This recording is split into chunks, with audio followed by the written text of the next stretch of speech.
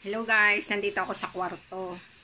So, today, dapat pahinga ko kanina umaga pero nakapag-umpisa na akong maglinis. So, ngayong hapon, dapat may lalakarin ako pero ipinospon ko muna. Bukas ko na lang isasabay dun sa isa kong lalakarin. So, maglilinis muna ako dito sa kwarto. Dahil nga hindi ako natapos. Nung mga nakarang araw, puro umpisa lang dahil nga everyday may nilalakad ako. So ngayon, kailangan kong maglinis dito, i-repack yung mga gamit na hindi na ginagamit. So ganun guys, ganun tayong mga OFW.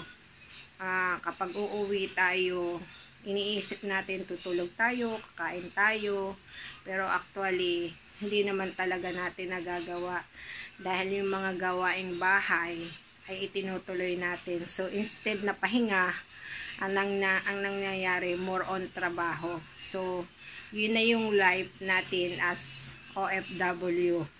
Pag nasa abroad tayo, nasa ibang bansa, iniisip natin, papahinga ako, tutulog ako, kakain ako.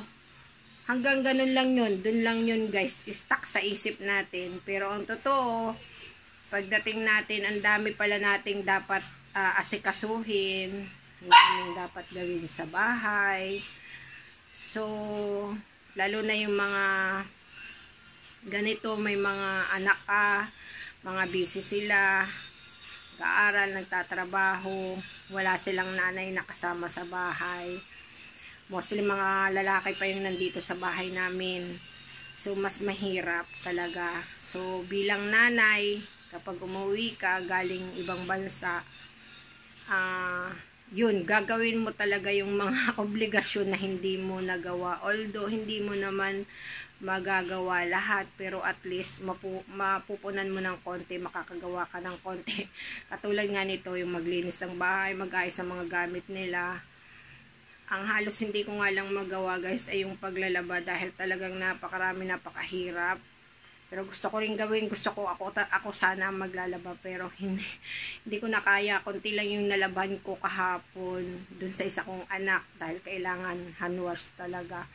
So ang hirap din, tapos maulan, mahirap magtuyo ng damit. So minabuti namin na ipalaban na lang din nga sa laundry shop kaysa yung ako pa yung maglalaba, matagal matuyo. Siyempre, ang washing naman natin dito yung idadry lang natin. Kailangan pa rin natin patuyuin. So, babaho lang. So, ngayon guys, tutuloy ko yung pagliligpit dito sa isang kwarto. Actually, doon sa kabilang kwarto, hindi pa tapos. Marami pa akong gagawin. Pero, di bale, may mga ilang araw pa naman ako.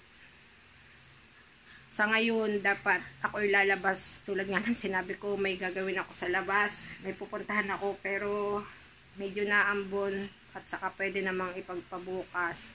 Dito lang naman yun, malapit sa amin. Isang araw ko na gagawin. Dahil bukas nga pala may appointment ako. So, let's see guys. Linis muna.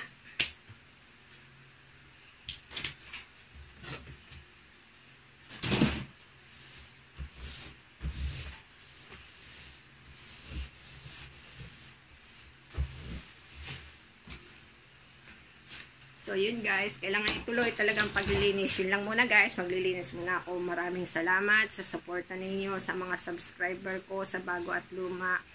Thank you po sa mga nanonood ng video ko. Thank you so much guys. Thank you po sa suporta. Hindi man po tayo masyadong sikat. At least, kumbaga yung goal natin ay nakukuha naman. And then, malay nyo in the future, kahit papaano, makatulong na rin tayo sa iba, pero sa ngayon hindi pa kaya guys, kunti pa lang ang earnings, so malay natin in the future. Tingnan natin. Thank you guys, bye bye, see you on my next video.